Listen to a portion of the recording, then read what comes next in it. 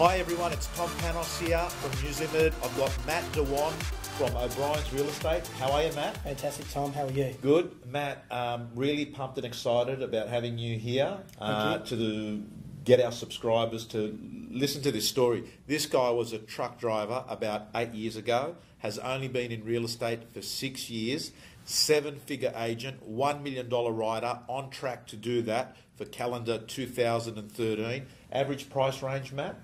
It can vary from $250 for residential, lifestyles $800,000. Okay, so on average you're doing $400,000, $500,000 properties, would you say, or? Realistic with mine, I can vary from $600,000 to $800,000. Right. With the residentials, I sort of do around the $400,000. Yes. Okay, Matt, you've got a PA. Yes, I've got 2 PAs at the moment. Yeah. Adrian that does the buyers, and Glenda who does the prospecting side. Okay, and where's your office? Cranbourne. Okay, so everyone, so you know the story, Matt is also an owner in the business. He's in partnership, and he spends most of his time, or all of his time, full-time selling. That's correct, yes. Okay, so Matt, let's start again. So 6 years now in real estate. How long have you been with O'Brien's? 11 months. Okay, and this is the first. So this is the first time you've become an owner. That's correct, yes. Okay. Writing the sort of money that you write, you've got to have some sort of structure, some sort of ideal weeks. Can we talk a little bit about what does the typically look like for you? Yeah, fantastic. On a Monday, it's vendor reports. In the morning, we actually have a meeting through the company just to go over all the opens, numbers, how many appraisals we've all done. Once we've done the meeting, we actually go back to the office, do the vendor reports, which is actually printed off. They're then dropped off to the vendors throughout the afternoon for them to read. During the afternoon, I might do a couple of buy runs, or I would be doing listings. On a Tuesday is normally a day where we actually view our new listings. After that, again, it's a normal day of listing and selling. On a Wednesday, it's probably vendor meetings. Throughout the day, I can't be booked in for anything else rather than vendors. What we do with a vendor meeting is discuss exactly what's occurred throughout the vendors. Yeah. Open houses and what have you. Because they would have received, Matt, they would have received the report on the Monday. Exactly right. So on Wednesday, you're having that meeting. Is it like some of those vendor reports, they're probably not over the moon about, because some of the feedback you'd give them is probably not things that they want to hear? Exactly right. Like they're getting the price, they're getting the positives and the negatives. So, they need to know what a buyer's saying about their house. If a buyer only thinks it's worth $680 and their expectations are $720, they need to know, because the longer it stays on the market, there are less opportunity of getting a premium price. Okay, so can I talk, typically when you have your vendor meeting, you go there, and let's assume they've received a report, they're not happy, you can sort of tell. Yep. How long does the vendor meeting go for? It's planned for 20 minutes. Right. So it's pretty straightforward. We go in there, we have the vendor report in front of both of us. We discuss any concerns, any issues they have, what the feedback has been, and then we'll discuss what we need to do to get the property sold. Okay, so your typical vendor report is just a standard letter? Yep.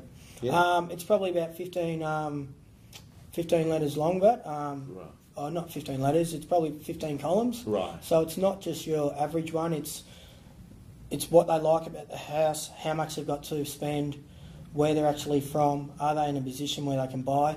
Then it goes on to the positives. Yeah. Thanks for the presentation. You always need to put, a positive in there first off. Then it goes to negatives, small bedrooms, one living area, and then it comes down to the price. Beautiful. Small favour, I know I got you on the spot. If we had a blank one, we had no address or that, would I be able to have it on the link with the blog? 100%, sure. Thank you. Okay, so that'll be there for you. Now, Matt, Thursday? What happens on Thursday? Thursday is just my day where we do prospecting. So I still do prospecting with the guys. 100%. Yeah. So what's prospecting mean for you? What does it look like? Just listed, just sold. Going over the database. So if I just sold one in the area, we'll actually call the past sales and also the database from the 2 streets that the property's been sold around. Okay, and what's the conversation sound like? Thanks, Tom. It's Matt Dewan here. Just having to touch base with for a while. As you know, we've just listed the property or just sold the property 5 doors down the road from you. It's on the market at $680,000. Would you mind? Would you like to just get an appraisal done on your property? Right, simple as that. So, yeah. Just going through, I mean, one of the things I want people, as they're watching this, you'll notice that, like, skill to me sometimes is a little bit overrated. I think, you know, the person that has the most contacts, the person that has the most conversations wins in real estate. Yeah. And that's all you're doing, but you're actually talking to them for a reason, isn't it? Because you've got a reason, like it just listed or it just sold. Yeah, that's correct. One thing that I found in O'Brien Real Estate, it's making contact. You actually make friends with them also. So you build a relationship with them, but you're actually talking, you know, about something that's happened in the area. Right. So yeah, I found that through this company that it's, you know, the prospect inside, the scripts and dialogues have been really good. Friday? Yep. What do you do? Friday again is just my normal day. List and take buyers. Okay. Saturday you do your opens? That's correct. Typically, like, how many opens are you having at the moment? 14. 14. How do you manage 14 opens? I do 7 and Adrian does 7. Right.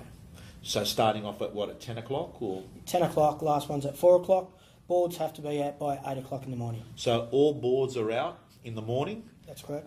Do you put boards out at the top of the streets, bottom of the street, or just outside the house? As far everywhere. Everywhere. So streets and that, because we want people knowing that, you know, Brian's have got plenty of boards in the area. Right. Because A, it's going to help us list more properties, and B, it'll get more people to the house. Okay, so do you take these boards in your car with you on Friday night when you go home and do it on the way to work, or you just do that, you come into work, pick them up and then put them out?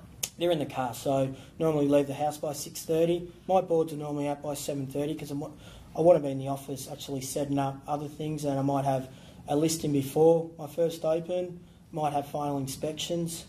Okay, so that's absolute gold again. Matt has talking about you turn and you transform and you put your stamp on your suburb on a Saturday. What Matt is doing is saying, we own this suburb with boards on a Saturday, and you're doing it nice and early when people are taking kids to sports practice or they're going out to do their shopping. People are out and about on a Saturday morning, aren't they? 100%. So, yeah, what we do is, you know, if it's on a main road, we're putting them on every corner. So, you know, both sides of the road too. So not just on one side, it's actually on both sides facing down towards the house. Okay.